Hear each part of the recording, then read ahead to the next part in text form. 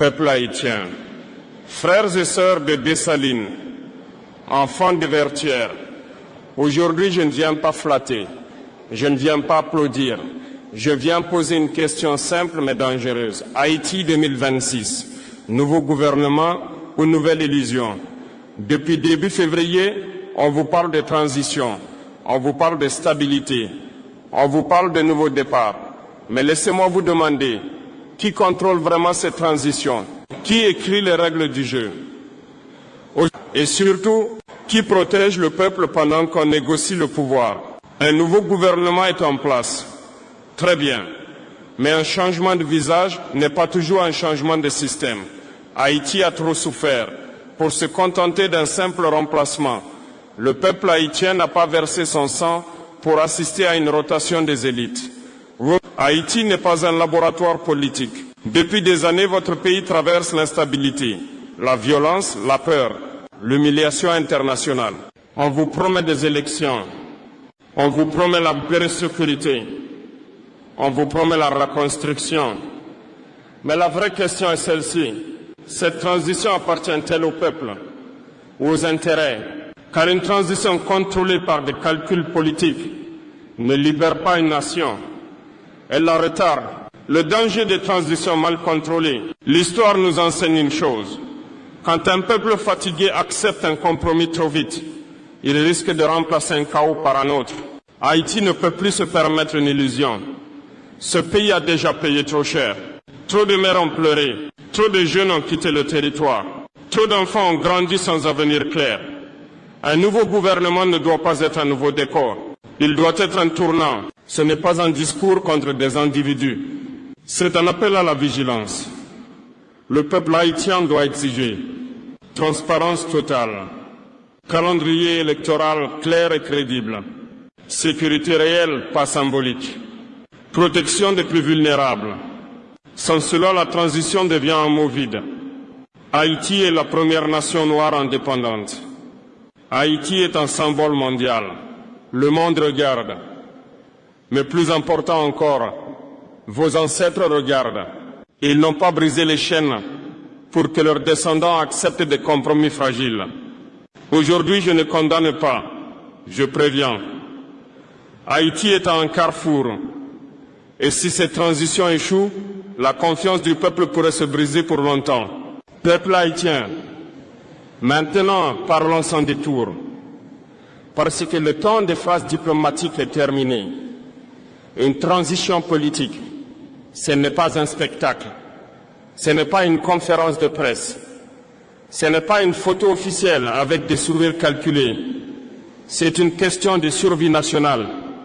Qui profite pendant que le peuple attend, pendant que le peuple espère, qui signe les accords, qui négocie dans l'ombre, qui distribue le poste. Soyons honnêtes, dans chaque transition mal contrôlée, il y a toujours deux Haïti.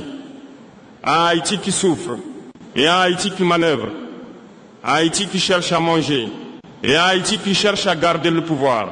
Si cette transition devient un partage d'influence, alors ce n'est pas une solution, c'est une confiscation. Le peuple n'est pas naïf, on vous parle de stabilité. Mais comment parler de stabilité quand des quartiers vivent encore sous la peur? On vous parle de reconstruction. Mais comment reconstruire sans justice? On vous parle d'élections. Mais quelles élections peuvent être crédibles si la sécurité n'est pas garantie? Le peuple haïtien n'est pas naïf. Il a vu trop de promesses trahies. Un avertissement clair. Un nouveau gouvernement doit comprendre une chose. Le peuple n'a plus la patience d'hier. La jeunesse n'a plus la résignation d'hier. La diaspora n'a plus la confiance aveugle d'hier. Si cette transition est manipulée, si elle devient une façade, si elle sert des intérêts cachés, alors la frustration accumulée explosera. Et quand un peuple qui a déjà vaincu des empires perd patience, l'histoire change brutalement. Haïti ne peut pas se contenter d'un changement cosmétique, d'un gouvernement de compromis fragile, d'un pouvoir qui parle fort mais agit peu. La transition doit produire des résultats visibles, sécurité, justice, crédibilité, respect. Sinon, ce mot transition deviendra un autre synonyme de déception. Le message est simple. Si vous gouvernez aujourd'hui, gouvernez pour le peuple. Pas pour des alliances temporaires, pas pour des équilibres politiques, pas pour plaire à l'étranger. Gouvernez pour Haïti, parce que le peuple observe. Et cette fois, il n'oubliera pas. Peuple haïtien. Maintenant, je vais dire ce que beaucoup murmurent, mais que peu osent prononcer à haute voix. Cette transition peut réussir, mais elle peut aussi devenir la dernière grande tromperie politique de votre génération.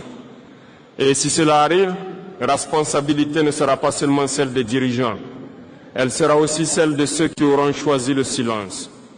La diaspora ne doit plus être spectatrice. À vous, diaspora haïtienne, vous envoyez des milliards en transfert chaque année, vous soutenez des familles entières, vous financez l'éducation, vous payez des soins médicaux. Et pourtant, quand les décisions politiques se prennent, vous êtes absent de la table. Pourquoi la diaspora est-elle une banque, mais pas une force politique organisée? Si cette transition ignore la diaspora, alors elle ignore une partie du cœur d'Haïti. Et cela serait une erreur monumentale. Le peuple ne doit pas être utilisé. Peuple haïtien, on peut vous fatiguer, on peut vous diviser, on peut vous distraire, mais on ne peut plus vous tromper.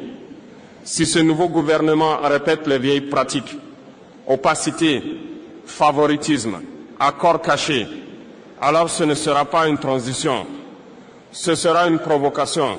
Et un peuple provoqué trop longtemps finit toujours par réagir. L'avertissement aux dirigeants, à ceux qui occupent le pouvoir aujourd'hui, ne confondez pas patience et faiblesse. Le peuple a été patient, la jeunesse a été patiente, la diaspora a été patiente, mais la patience a des limites. Si vous échouez à restaurer la sécurité, si vous échouez à établir un calendrier clair, si vous échouez à prouver votre indépendance, alors l'histoire vous jugera sévèrement. Et le jugement populaire peut être plus dur que n'importe quel tribunal. Haïti n'est pas condamné. On dit que Haïti est maudite. C'est faux. Haïti est bloqué. Et ce blocage est humain, pas mystique. Ce sont des choix, ce sont des décisions, ce sont des intérêts. Et ce qui est créé par l'homme peut être défait par le courage. 2026 n'est pas une année ordinaire. C'est un moment charnière. Soit cette transition devient le début d'une restauration nationale, soit elle devient la confirmation que le système se protège lui-même. Et si le système se protège encore, alors une nouvelle génération se lèvera, plus organisée, plus déterminée, moins patiente. Le message est clair, Haïti mérite mieux que des discours. Haïti mérite des actes. Et si la transition échoue, le peuple n'aura plus confiance dans aucun mot. Peuple haïtien, arrêtons de tourner autour du problème. On ne peut pas parler de transition politique quand le territoire lui-même échappe à l'autorité de l'État. C'est la vérité. Qui contrôle réellement le pays? Qui contrôle les routes? Qui contrôle les quartiers? Qui contrôle les ports? Qui contrôle certaines zones stratégiques? Si l'État ne contrôle pas pleinement son territoire, alors il ne gouverne pas. Il coexiste. Et une nation ne peut pas survivre dans la cohabitation permanente avec le chaos. La sécurité n'est pas un slogan. On ne construit pas une élection sous la menace. On ne construit pas la confiance sous les balles. On ne construit pas l'avenir dans la peur. Chaque jour où l'insécurité domine, la transition perd de sa crédibilité. Chaque jour où des familles vivent barricadées, le mot gouvernement perd de son sens. La sécurité n'est pas une option, c'est la fondation. À ceux qui gouvernent aujourd'hui, si vous ne reprenez pas le contrôle réel du territoire, alors vous ne dirigez qu'en surface. Un gouvernement ne se mesure pas à ses communiqués. Il se mesure à sa capacité à protéger. Protéger les enfants, protéger les commerçants, protéger les quartiers, protéger la dignité. Si la population continue à vivre dans la peur, alors la transition n'est qu'un décor fragile. On ne combat pas l'insécurité avec des demi-mesures. On ne combat pas la violence avec des compromis flous. Il faut du courage politique. Il faut de la clarté stratégique. Il faut une autorité assumée. Sinon, ce sont les forces du désordre qui écrivent l'avenir. Et un État qui laisse le désordre dicter les règles se vide progressivement de son autorité. Peuple haïtien, vous savez reconnaître la différence entre des promesses et des résultats. Vous savez reconnaître quand on agit et quand on parle. Cette transition sera jugée sur une chose, la capacité à restaurer la sécurité réelle. Pas symbolique, réelle.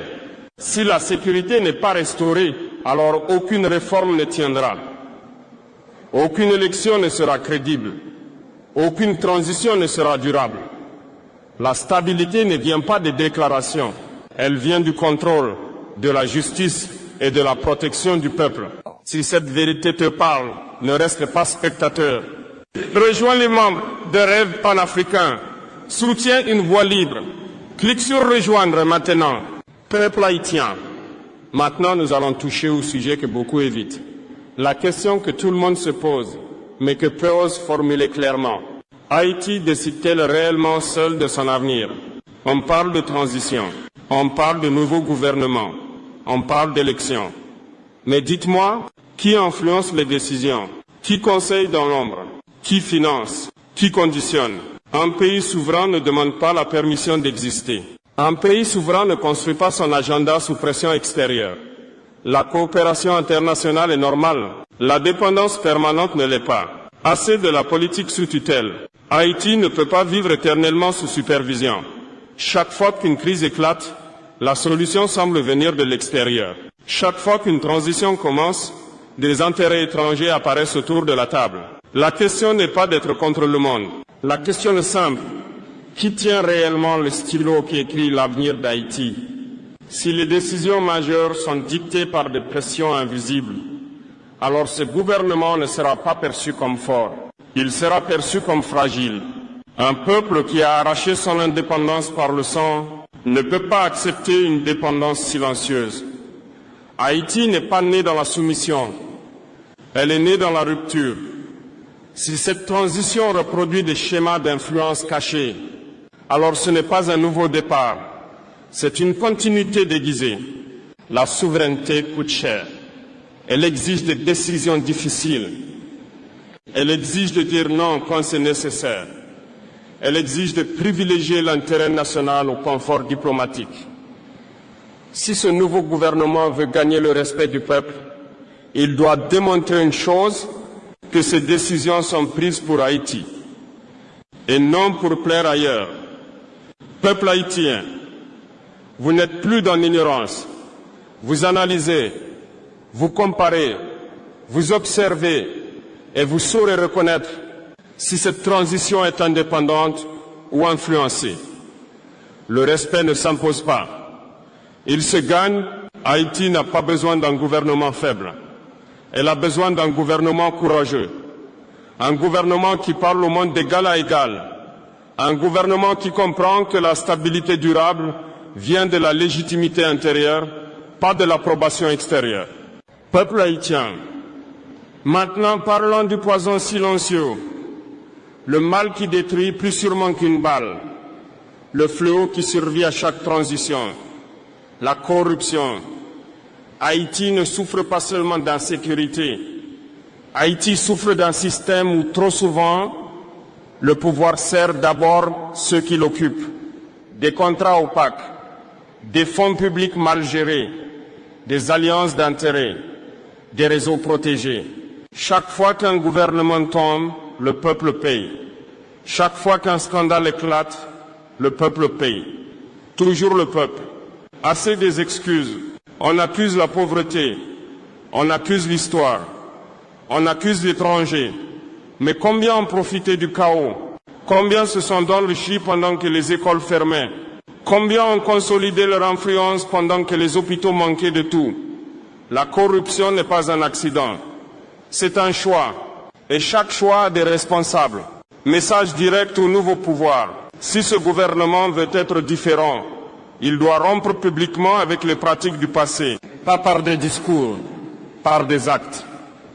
Audit indépendant, transparence totale des contrats publics, déclaration de patrimoine clair, tolérance zéro. Sinon, la transition sera perçue comme une continuité déguisée. La confiance ne reviendra pas avec des promesses, elle reviendra avec des exemples. Si des responsables ont détourné, ils doivent répondre. Si des institutions ont failli, elles doivent être réformées. Si des élites ont abusé, elles doivent être exposées. La justice n'est pas une vengeance, c'est une réparation morale. Haïti ne peut plus se permettre une transition tiède, où cette génération politique décide de nettoyer le système, où le système avalera encore une génération entière. Il n'y a plus d'espace pour les demi-mesures. La corruption détruit la crédibilité. La crédibilité détruite affaiblit l'État. Un État affaibli nourrit le chaos. C'est un cercle et quelqu'un doit le briser. Peuple haïtien, ne donnez pas votre confiance gratuitement. Exigez des preuves, exigez des comptes, exigez des résultats. Car si cette transition échoue à briser le cycle de la corruption, alors le mot changement deviendra vide. Et un peuple qui cesse de croire au changement devient imprévisible. Jeunesse haïtienne, c'est maintenant que je m'adresse à vous, pas aux ministres, pas aux élites, pas aux diplomates, à vous, ceux qui vivent l'incertitude chaque jour, ceux qui grandissent dans la tension, ceux qui hésitent entre partir ou rester. Vous n'êtes pas la génération sacrifiée. On vous a trop souvent présenté comme une génération perdue. C'est faux. Vous êtes une génération bloquée. Et un peuple bloqué peut être libéré. Mais personne ne viendra le faire à votre place. Ni un nouveau gouvernement, ni un discours, ni une promesse internationale. Le changement réel commence quand la jeunesse refuse la résignation. Refusez la normalisation du chaos. Ne vous habituez pas à l'insécurité. Ne vous habituez pas à l'injustice. Ne vous habituez pas à la corruption. Le danger n'est pas seulement le désordre. Le vrai danger, c'est quand le désordre devient normal. Quand tu commences à dire c'est comme ça, c'est Haïti, on ne peut rien faire. Si vous acceptez cela, alors le système a déjà gagné. Organisez-vous, structurez-vous, formez-vous. La révolution moderne ne se fait pas seulement dans la rue, elle se fait dans les universités, dans les entreprises, dans les médias, dans les associations, dans la diaspora. Une jeunesse organisée est plus puissante qu'un gouvernement instable. Une jeunesse instruite est plus forte qu'un système corrompu. Une jeunesse unie est impossible à ignorer. Le pouvoir ne se mendie pas, il se construit, il se mérite, il se conquiert par la compétence, la discipline et la détermination. Ne cherchez pas à détruire, cherchez à remplacer. Remplacez les pratiques anciennes par les pratiques modernes. Remplacez la peur par la stratégie. Remplacez la dépendance par l'initiative. Si la jeunesse reproduit les erreurs des anciennes élites, alors rien ne changera. La révolution ne consiste pas à prendre le pouvoir, elle consiste à transformer la manière de l'exercer. Haïti a besoin d'une génération courageuse, compétente, disciplinée, incorruptible. 2026 peut-être, soit la continuité d'un cycle fragile, soit le point de départ d'une nouvelle conscience nationale. Mais cette décision ne se prendra pas uniquement dans les palais, elle se prendra dans les quartiers, dans les écoles, dans les réseaux, dans l'esprit de la jeunesse. Jeunesse haïtienne, ne fuyez pas votre responsabilité historique. Votre pays ne vous demande pas de mourir pour lui, il vous demande de vous lever pour lui. Peuple haïtien, voici le moment où les mots doivent devenir clairs. Assez d'analyse, assez d'observation, assez d'attente. Haïti 2026 est un test pour le nouveau gouvernement, un test pour la jeunesse, un test pour la diaspora, un test pour la nation entière. Si le peuple ne reste pas vigilant, les intérêts anciens se réorganisent. Ils changent de discours, ils changent de costume, mais ils gardent les mêmes méthodes. Le danger n'est pas visible, il est silencieux. Liard Safa, la vérité finale. Un pays ne se sauve pas par la bonne volonté, Et il se sauve par la discipline collective. Si la corruption revient, si l'insécurité persiste, si la souveraineté est affaiblie, alors cette transition sera jugée comme une illusion. Et une nation qui accumule trop d'illusions devient instable.